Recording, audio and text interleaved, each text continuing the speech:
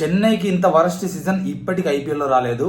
కాయిన్కి head tile ఉన్నట్టే ఒక side నేను వరస్ట్ కేసెస్ చెప్తా ఉంటే మీకు ఇంకో సైడ్ చెన్నై గ్రేట్నెస్ ఏంటనేది మీకు అర్థమైపోతూ ఉంటుంది.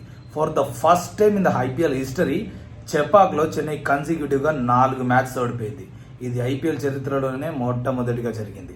సెకండ్ చూసుకుంటే ఎంఎస్ ధోని తన T20 కెరియర్లో 100th మ్యాచ్ని, 200th మ్యాచ్ని, 300th మ్యాచ్ని, 400th మ్యాచ్ని, ఇలా 100th మ్యాచెస్ ఏవైతే ఉంటాయో వాటిని మైల్ స్టోన్గా చూస్తారు. 100th మ్యాచ్ లూజ్ అయ్యాడు 2011లో, 200th మ్యాచ్ లూజ్ అయ్యాడు 2015లో, 300th మ్యాచ్ లూజ్ అయ్యాడు 2019లో, 400th మ్యాచ్ లూజ్ అయ్యాడు 2025లో. ఇది ఒక వరస్ట్ రికార్డ్ ఎంఎస్ ధోని కెరియర్లో. And most losses at Chepauk 4 సార్లు ఓడిపోయింది 2025లో, 4 సార్లు ఓడిపోయింది 2008లో, 4 సార్లు ఓడిపోయింది 2012లో. సో ఈసారి ఆ రికార్డ్ ఇంకా ఎక్కువ అయ్యే ఛాన్సెస్ ఉంది.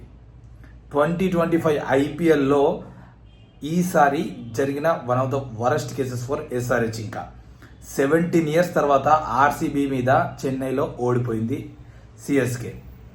15 years తర్వాత ఢిల్లీ మీద చెన్నైలో ఓడిపోయింది CSK.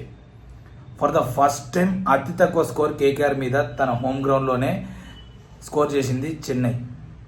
And first loss against SRH అది నిన్న. సో ఈ విధంగా ఈ ఐపీఎల్లో మొత్తం వరస్ట్ రికార్డ్స్తో ముందుకెళ్తుంది. అయితే చెప్పినా కదా ఇంకో సైడ్ గ్రేట్నెస్ కూడా చూద్దాం. For the first time 4 losses continuous అయిందంటే అంతకుముందు ఎప్పుడూ కాలేదు. అదొక గ్రేట్ థింగ్. ఎంఎస్ ఇక కన్సిక్యూటివ్ లాసెస్, మోస్ట్ లాసెస్ చూసుకుంటే 2008, 2012 తర్వాత 13 years తర్వాత ఇప్పుడు మళ్ళీ ఎక్కువ టైమ్స్ హోమ్ గ్రౌండ్లో లూజ్ అవుతుంది. అదొక గ్రేట్నెస్ థింగ్ అని చెప్పొచ్చు. 17 yearsగా ఆర్సీబీ మీద ఓడిపోకుండా ఉంది హోమ్లో, 15 yearsగా ఢిల్లీ మీద, for the first time SRH మీద ఓడిపోయింది.